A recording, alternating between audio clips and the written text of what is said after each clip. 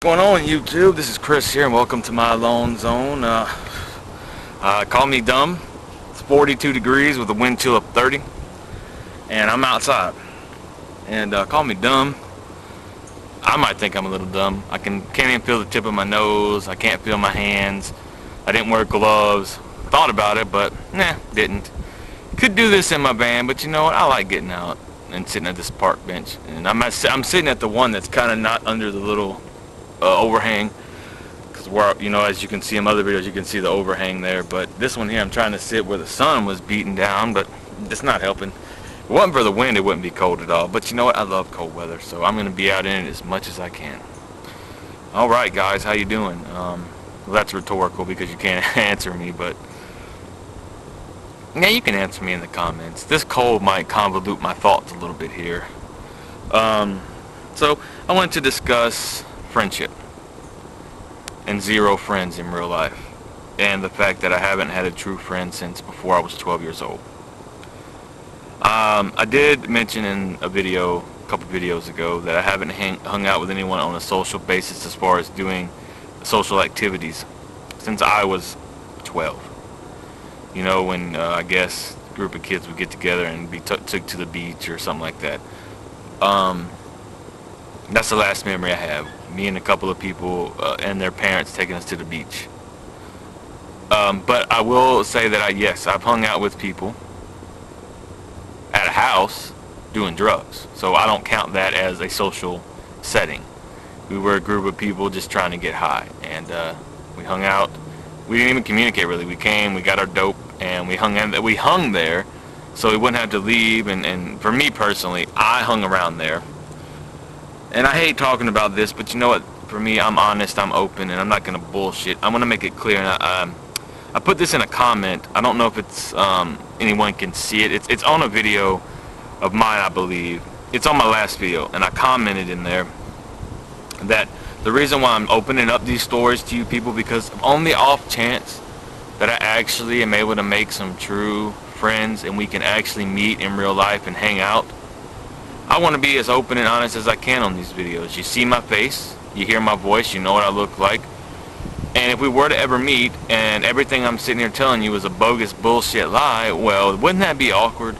So I would never put myself in a situation like that, especially with social anxiety and depression. I'm not going to make it even worse on myself actually meeting somebody, you know, in person. And then everything I've stated on this camera over this last year has been a lie. So this is why I'm open and honest about every aspect of my life. This is why I've shown emotion on these videos, and this is why I'm me. And if you don't like it, hey, I can't make you watch. I can't make you, you know, be a follower. So back to what I was saying. This is why I tell these stories. So the reason I hung out there is so I wouldn't, one, have to drive and put anybody else in danger, and two, I was closer to the dope. When I needed my next fix, boom, pull out some more money. You know, drug addiction is terrible. And anyone out there, I guess and I understand there are different forms of social anxiety and depression. Mine was debilitating and crippling, so I chose to self-medicate. And I'm going to sit here, big applause to anyone going through these issues that did not turn to drugs. How the hell you didn't do it, I don't know. And down in the comments below, I want people, you know, that follow me that have this disease, that are in the group on Facebook, if you watch my videos, that have not ventured into the path of drugs, please.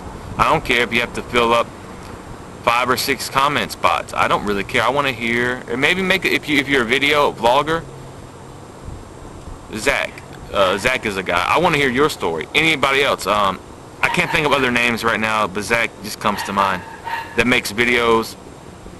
If you have never dabbled in drugs, please tell your story, you know, of how you were able to not. And now I'm not saying if you smoked a little pot here and there, that's fine, but I'm talking about hardcore dope.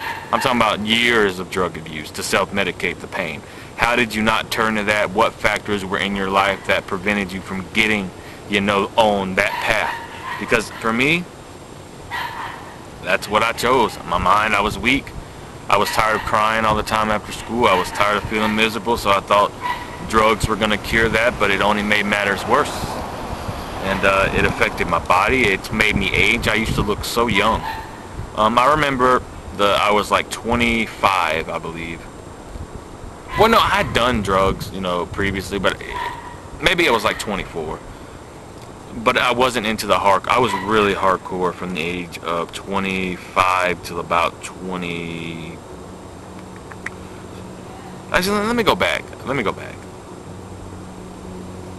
I'm trying to put my mind. I'm trying to gather memories here. I was really hardcore, like on drugs, from the age of 22 to the age of about 28, and that's when I went on the methadone clinic. So I guess I do remember being 24, and I guess it's before the drugs had taken their toll on my looks. 24, 25. I would go into a store to buy a pack of cigarettes, and I would get carded. And I'm like, I'm 25. I don't need to be carded. And she's like, well, yeah, but you look like you're 16. So that kind of made me feel, I mean, I know it sounds strange, but it made me feel good to feel young, or to look younger than I was. But now, I'm 32 and I look like I'm in my 40s. To me, this is what I see. I don't know what anybody else sees, but that's just me. And, it's my mind. You know how my mind works. So I see an older man and I feel old, and I've done a lot to my body. I really have. And no one did this to themselves but me. I chose to self-medicate. I didn't have to, but I didn't know no better. So again, anyone going through this that did not get on the hardcore drugs, please explain your story. Tell me, video it, comment. I don't care. Just do it. I want to hear.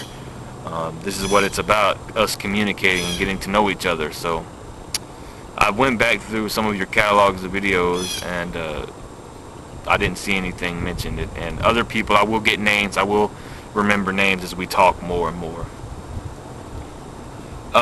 So back to friendship. Is it my fault that I have no friends right now?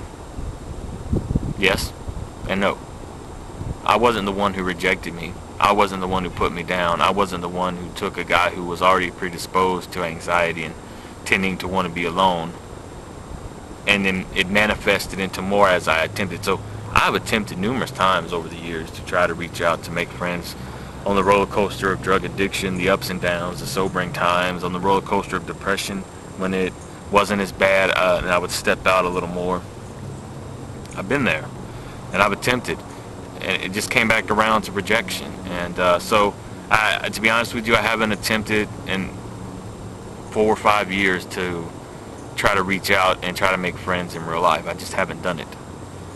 And you could ask me, why don't you make friends with people at your methadone clinic? Well, I could try, but it's funny. A lot of people that go to that clinic aren't really serious about wanting to get off the street dope. So they come there and they use the methadone as, like, you're not supposed to, but they fake the piss test. I don't know how they do it, but they like to use street dope and they add the methadone to it to give them an increased buzz. Me, that was not my goal.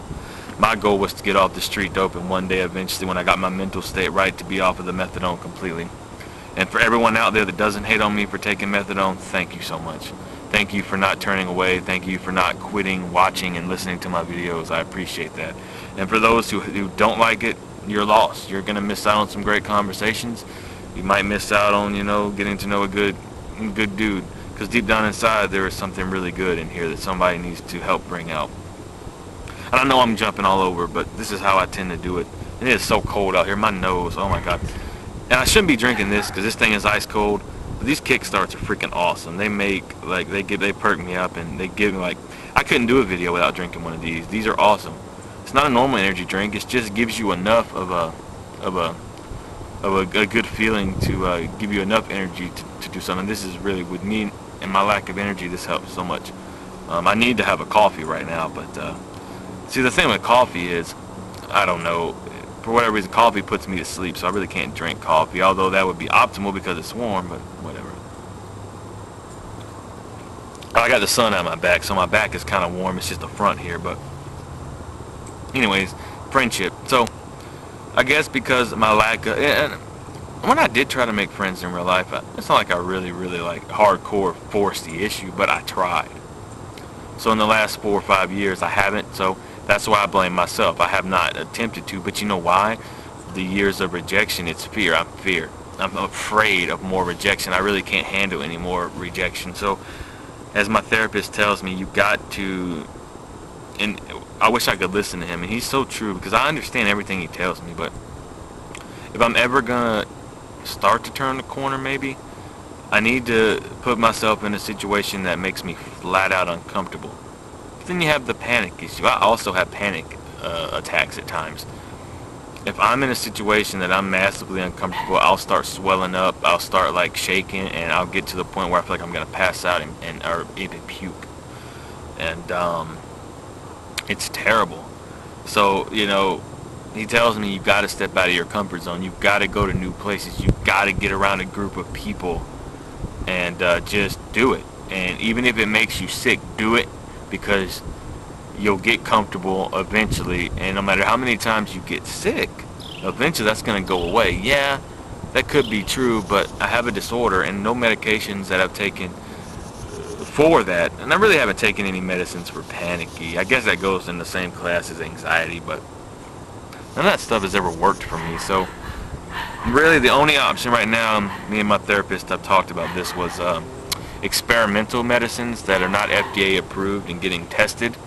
Because, they're always looking, the problem with that is I'd have to travel, and, I don't know if they pay, they don't think, it comes out of my pocket. I don't have the money for all that, but maybe one day I might meet someone that can help me. Because there are stories out there of people like paying it forward. So maybe somebody will hear my message and hear my pain and maybe help me with the financial. And I'm not asking anyone, I would never beg anyone for any money. But maybe one day someone could come along, and this is all like just talk, but maybe someone will see and take an interest. Hey, that's a guy that could give a lot to this world, and I'm willing to pay it forward and give him the opportunity to go to where he needs to try these experimental medications so we can finally, beat his depression and anxiety into the fucking dirt, because that's what I want to do. I want to beat this shit into the dirt so bad. I want to be a productive member of society. I want to be somebody. I want to feel like I belong. But I'm never going to do that until I step out of my comfort zone. So he's right. So that's why I blame myself. But at the end of the day, I didn't reject me. I didn't, And see, okay, Zach, you talk about right now even, but maybe in your past this bothered you, but you quit letting what others say affect you. That's a big root to all my problems. What other people think about me and what other people say about me tremendously affect me. The camera might blow off here in a second. That was a big wing. But anyways, last week when those two girls in Walmart told me that guy is so ugly, I could hear him say it. They didn't tell me directly, but I heard it. That affected me so much that all weekend I was like miserable, and that hurt. And things like that, I take it because other people's opinions matter, because I want to be a part of society. I want to be like, liked so much that I can't take it when someone doesn't, or says something bad about me, and I've heard so much. And so all you other social anxiety people have too. You've heard everything, so you know what I'm talking about. But me, I don't know how to not let. I don't know how to like put my shield up and let it bounce off. You know what I mean? It hits me and it's like a bullet going into my chest. It takes me. It knocks me down. These are things I have to work on.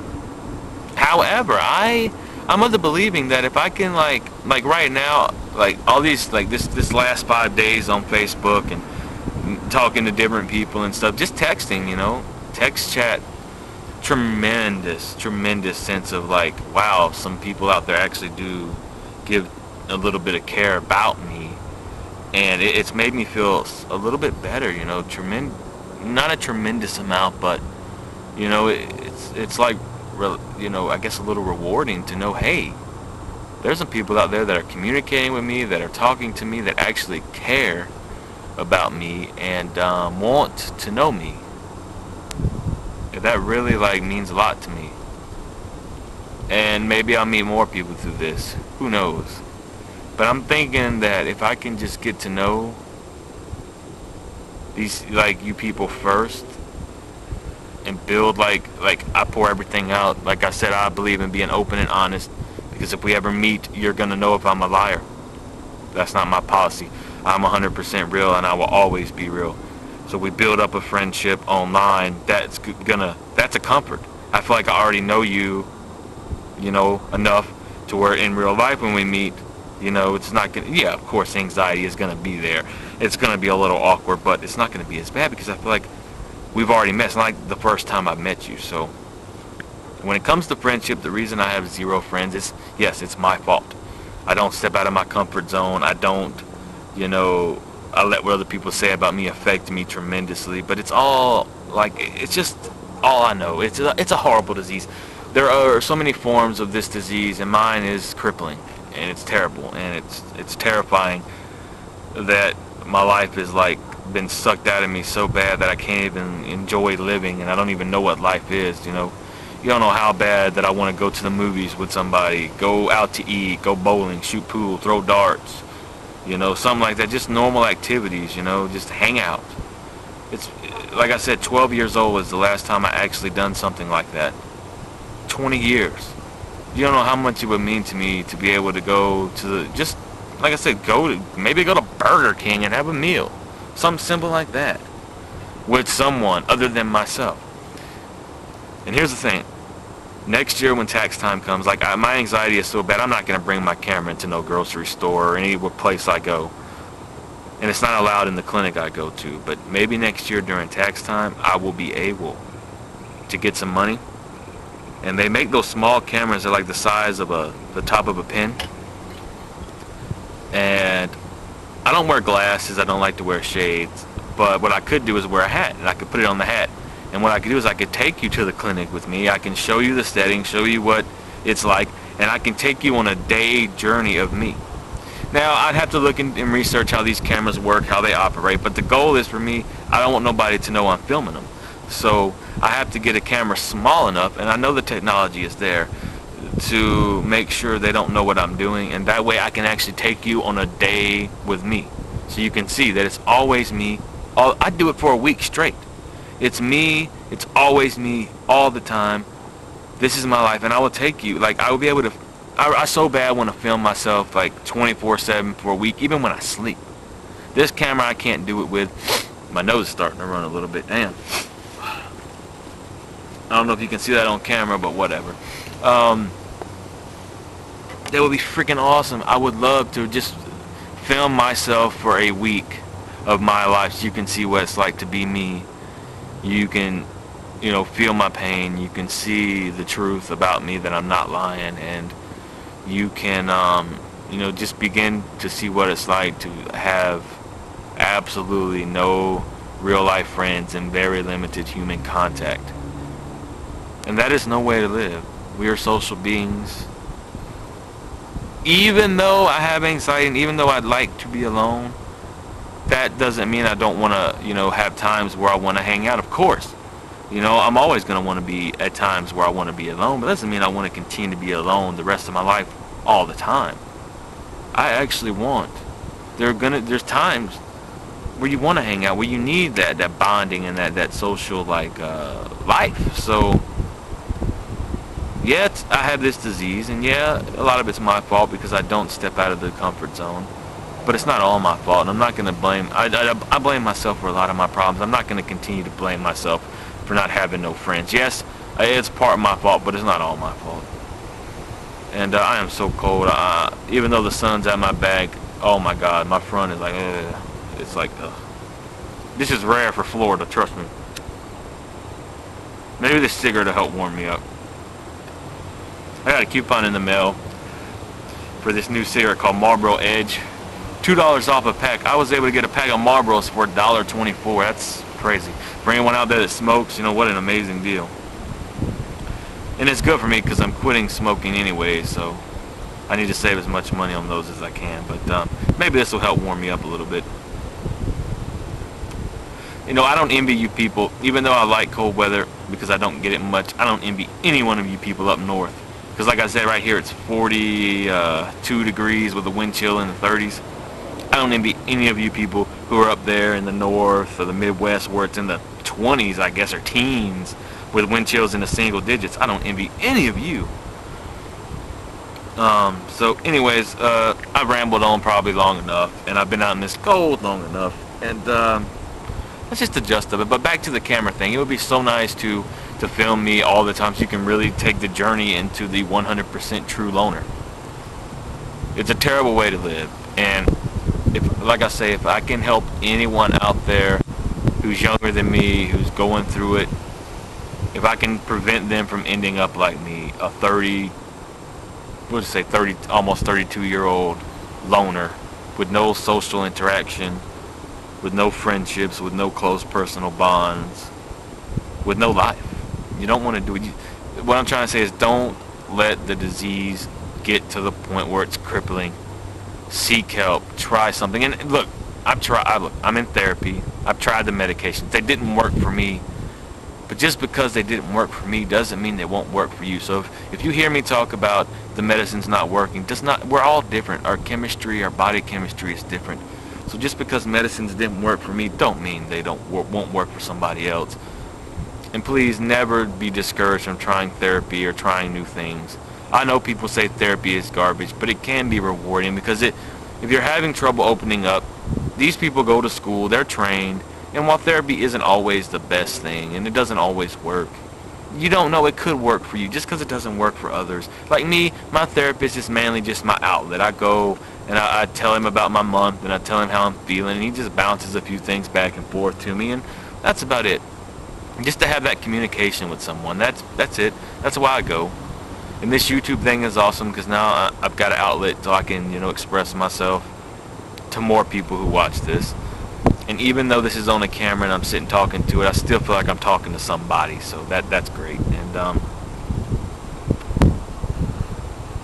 so if anybody out there, just please, get the help you need. Don't let it become debilitating, and do not turn to drugs, because it's not the answer. And I wish I had someone when I was younger, steer me away. I wish I had a video that I could have watched when I was younger to tell me, hey, don't do it. If I could have watched the video of an older guy who had done drugs and he was suffering from the diseases, basically watch me, a guy like me when I was younger, maybe that would have helped. I had no one to turn to, nowhere to go. Like at school, like I said, the teachers and everything, some of them even called me by my terrible nicknames.